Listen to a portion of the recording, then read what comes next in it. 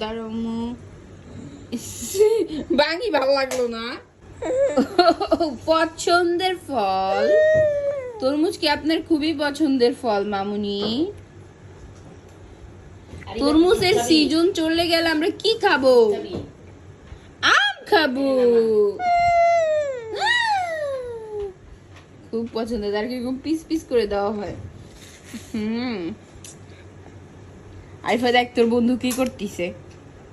তরমুজের জুস খাবেন?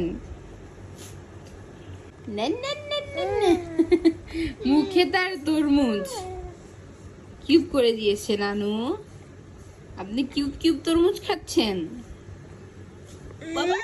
না না না, দিচ্ছি দিচ্ছি দিচ্ছি দিচ্ছি।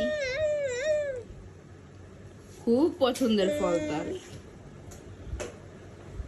এই তরমুজ চলে গেলে আমরা খাবো আম।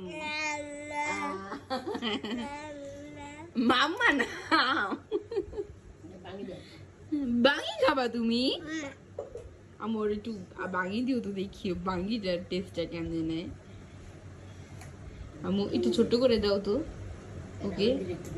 আচ্ছা আম্মু ওকে একটু ছোট্ট করে দাও তো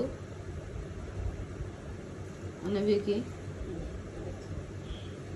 না এটা না, এটা না, একটু বাঙি খাই, একটু বাঙি খাই।